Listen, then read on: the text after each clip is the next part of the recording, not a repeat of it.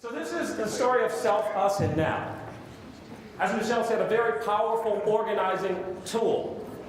And we're going to get into it and practice it today. So what is this story of self? So let me model that, because we believe in modeling the training so that we not only just talk to you, but we model the behavior so that you can see what we're talking about, and then you can replicate the behavior. It is a skill.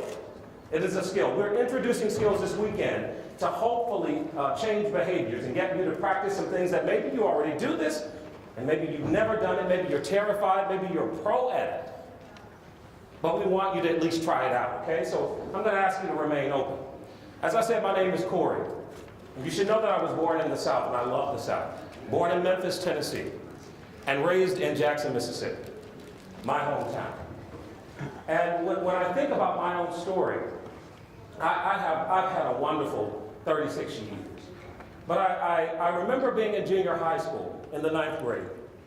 And I was the student body president. I was on the track team. I was in the band. I was the section leader. Very involved in school, very proud of my school. Now, I went to a school that mostly African-American students. I think we had only 2 white students by the time, excuse me, I made it to the 9th grade. And so the area I lived in was undergoing a lot of change.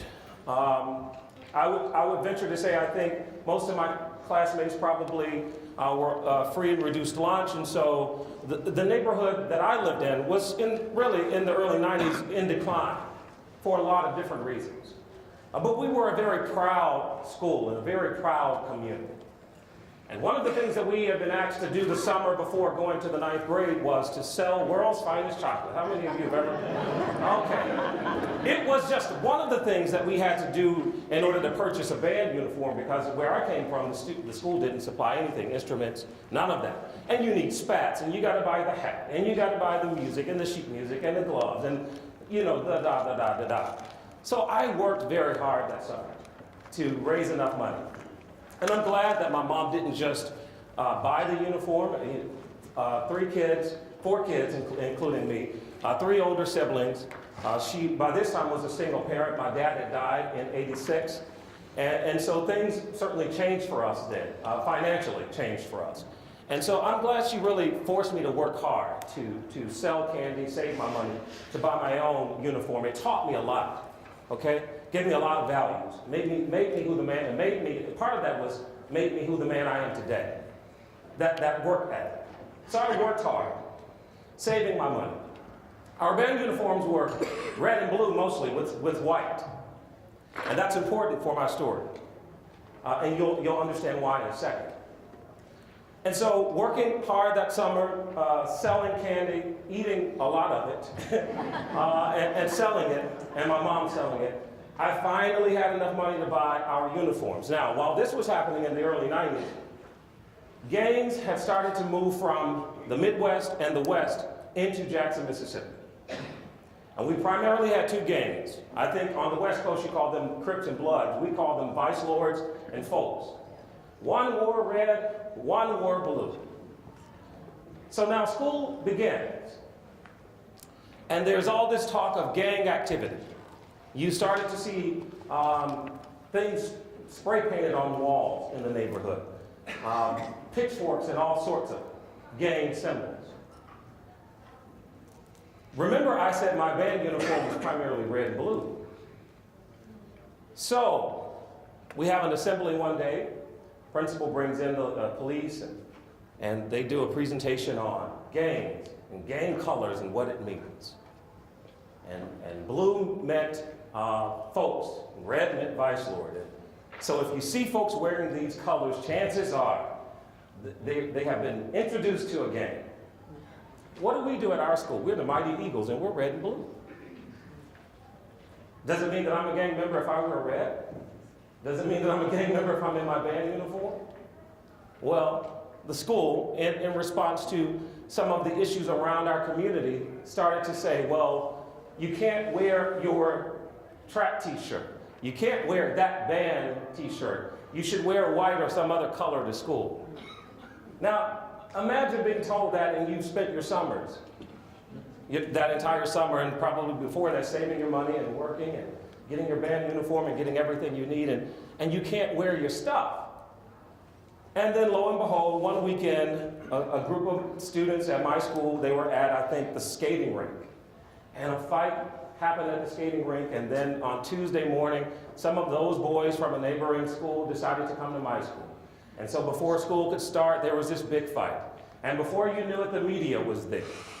And there was a reporter for the NBC station.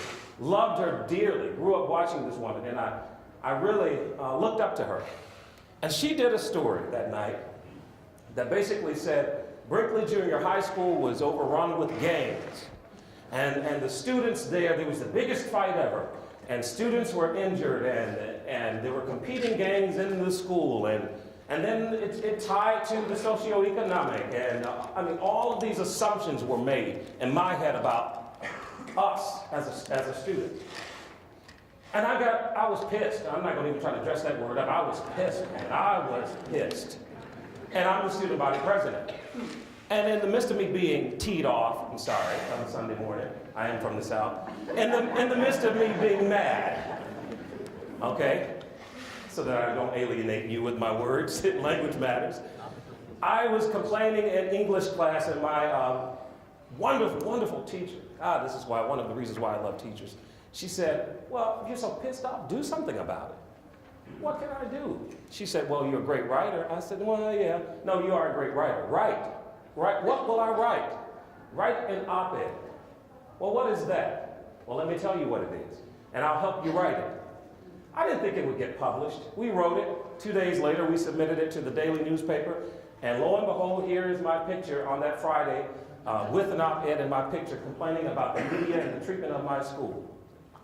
And that reporter came the next Monday to interview me and several other students, and did another story to talk about the good things we were doing at my school. I got the bug for activism and mobilization and collective action at that moment. Didn't know God was preparing me for this work. So there was my challenge and my choice and my outcome. I felt very proud that day when that story aired that Monday night, and there I was. Looked a mess on TV, but I was excited to tell my story.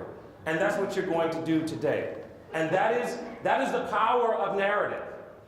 That is what we do. That is what we do as organizers, tell our story so that we connect with people and we move them to action. I tell my story a lot. You're going to hopefully tell your story a lot and keep perfecting it and keep doing it differently.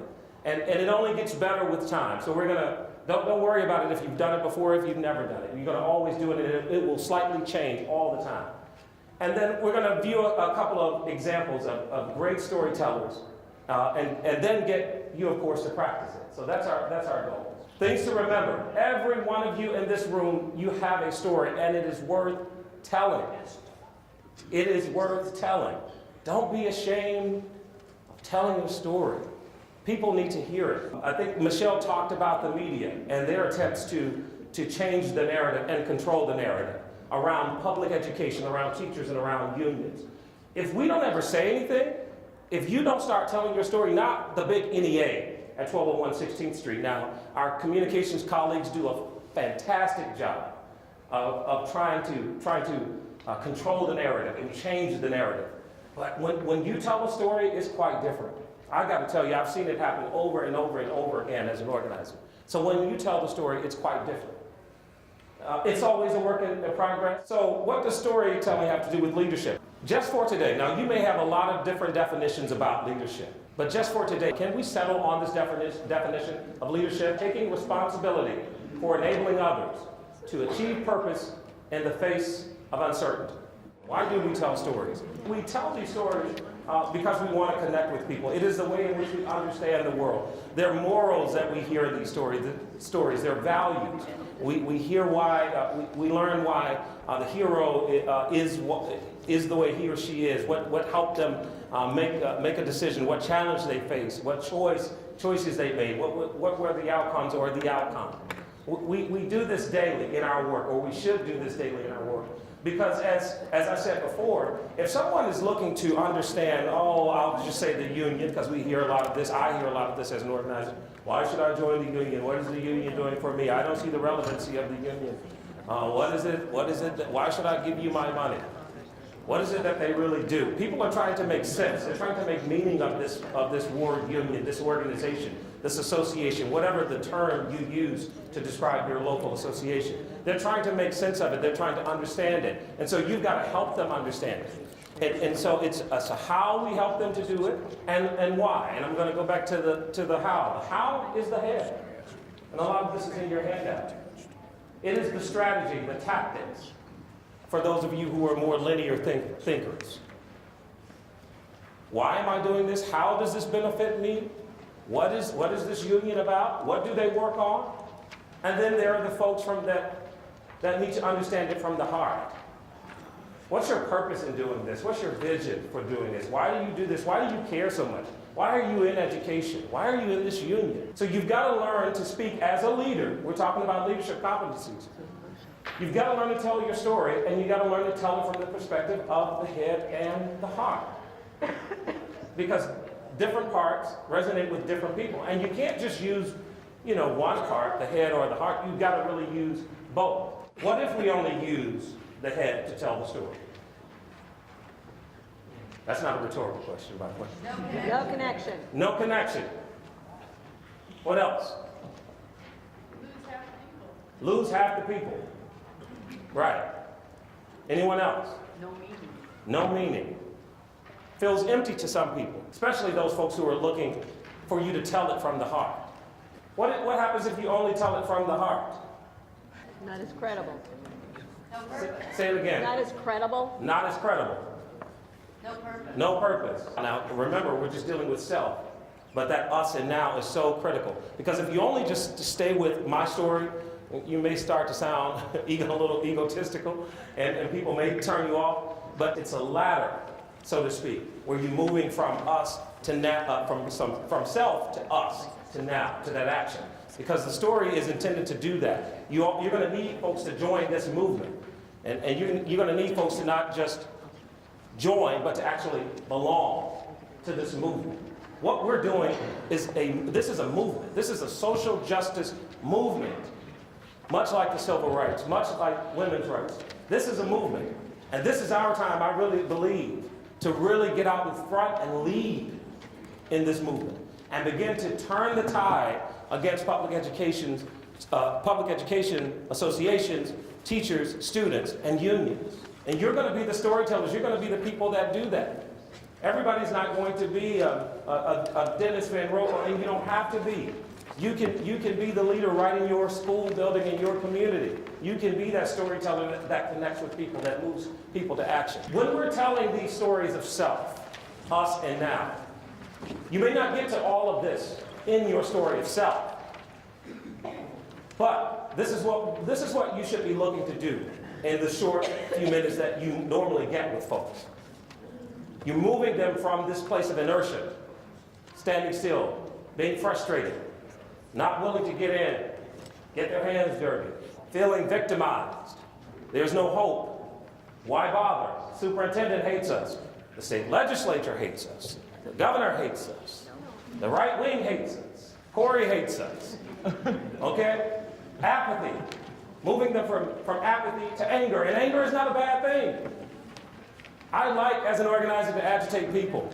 It gets them fired up. It gets them off their butt. But if you just always have people that are just complaining and whining and they don't move to that anger, to do something, well, chances are they won't do anything. Moving from fear to hope. I love this one.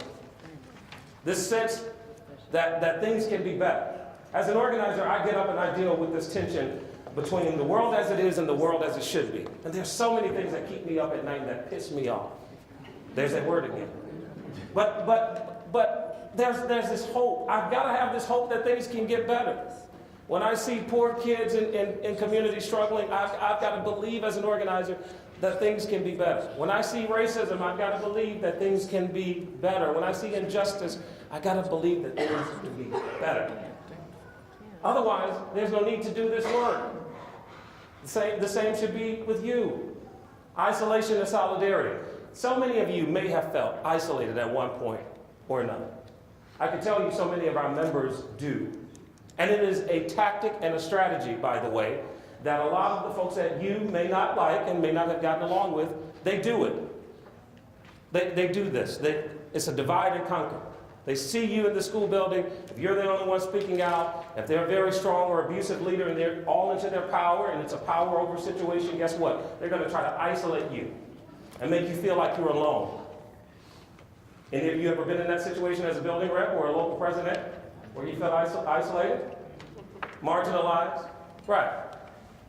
Self-doubt to YCMD. Everybody knows what that means?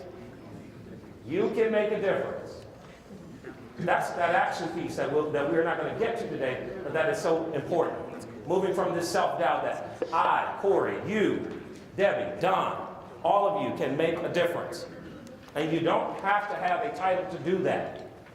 You don't have to have all the resources, you just have to start. And what helps us do that are our stories. If you don't take anything away from today, remember this. Every time you talk about narrative and telling the story of self, there are three really important components of the story of self. There's the challenge, there's the choice, and there is the outcome. While you watch this video, I want you to look for those three elements that we talked about. Challenge, choice, outcome. So my name is Joy Cushman, and I grew up in northern Maine on the opposite border of the country, northeast border of Canada. And I grew up on a potato farm that had been in my family for generations. I grew up sleeping in the bedroom that my grandfather had slept in as a kid. And my first day of kindergarten, I was 5 years old, and I'm the oldest kid, and my dad took me to Burger King. And he said, "Joy, congratulations on starting school. How many years do you have left?" And I said, 13. I thought I was really smart. I have kindergarten plus 12 years of school. And he said, "No, you have 17. Because I have to tell you that the economy doesn't look good right now, and your mom and I aren't doing that well, and we're struggling, and the only way that you're ever going to have a chance in life is to go to college. And I'm not going to be able to afford for you to go, so you better start working hard now so you can get a scholarship to go to college." And it turned out my dad was right. When I was 14, because of my mother's mental illness, because of her medical costs, he ended up going bankrupt and losing the farm. And yesterday when we did the stand, I realized that my stand was dignity, and I think it goes back to that year when I was 14 and I saw my parents going to the church to ask for clothes and food to get through that winter, and feeling shame that they had to beg, and feeling like there must be something we can do. There must be some way to fight back, and seeing no fight back. So I was lucky. I got a scholarship to go to good school. I got to go to Bowdoin College in Maine, and it's a fairly wealthy liberal arts college where most students don't have financial aid because their parents are able to pay for them to go. And when I was there, I spent the first 3 years totally silent. Anyone else go through school like that? Thinking everyone else knows more than I do, and everyone else has more experience than I do, and I don't know anything. And then my senior year in college, the college decided that when I was accepted under a need-blind policy where they didn't look at how much money your parents made. They accepted you if they wanted you and then committed to the money it would take to go. My senior year in college, they decided the economy's too tough, we're going to end that need-blind policy and have to start looking at how much people's parents make when we decide if they can come to school here. And I didn't think that was right. So it was the first time I spoke up in college. And I found other students on scholarships, and we organized, and we went to meet with the president, and we went to meet with the head of financial aid, and we met with the trustees, and we won. Bowdoin is still, 12 years later, a need-blind college, and now is one of the most progressive student aid policies in the country. And so I learned that that was how change happens. That it is about dignity, and saying my voice matters, my experience matters, and I can't count on anyone else to stand up for me. I've got to stand up for myself. So I realized after college that organizing was a profession, so I was looking for an organizing job. And I got a job in Maine working for this organization that was trying to stop Blue Cross Blue Shield in Maine from being sold to Anthem, a private insurance company. And they told me I was a community organizer. But really, I was going out every day in the snow from 2 to 10 every day canvassing. Has anyone been there and done that? Okay. So I'm out there knocking on doors, getting paid $50 a day, and asking people for money for this organization. And after a few months of that, I had had the door slammed in my face one too many times. And I went outside, stood there looking at the snow, the stars in the sky, and said, where's the dignity in this? When people ask me, what can I actually do about this? I say, you can give us money. And they say, what is the money for? It's to pay a lobbyist in Augusta to lobby for us. I had no petitions for people to sign. I had no actions for people to get involved in. So I said, you know what? If that's organizing, forget it. I'm done. And I went to graduate school and started to study change and how changes happen historically in other movements. And came back to I studied in Scotland and then came back to the US and started working as a community organizer. So I was looking for a model of organizing that was about dignity and whole people and not just bodies in a room. All right. Challenge. Anybody? Challenge for joy. Everybody's story has value. You just got to learn to think about those three components, and it will resonate and connect with somebody. All of us have a story to tell. 2 to 3 minutes whenever you're having conversations with people. I don't care if you said it 10 times in that day. Lead with your story of self. As an organizer, I got to tell you, the NEA, we believe in metrics, and metrics are important. How many school building or work sites did you get into that day? How many members did you talk to? How many potential members did you talk to? There is the work part of it, but I always try to make a practice and a habit of stopping to tell my story. It is just that important. Folks want to know about you. They need to know who you are before you stick a membership form or make an ask in their face or make an ask of them. They need to know that you care, and the story allows you to do that. I often get asked, so should we not talk about our legislative wins? Should we not talk about member benefits and the liability insurance and the wonderful things that we do for our members? You absolutely should. You absolutely should. However, the power of story is about connecting around not what you do for folks, but connecting with why you do it. Your purpose. That is that sort of connection. Sorry to have my back to my friends in front. That is that sort of connection that we're looking for. You will, 9 times out of 10, move people with your story.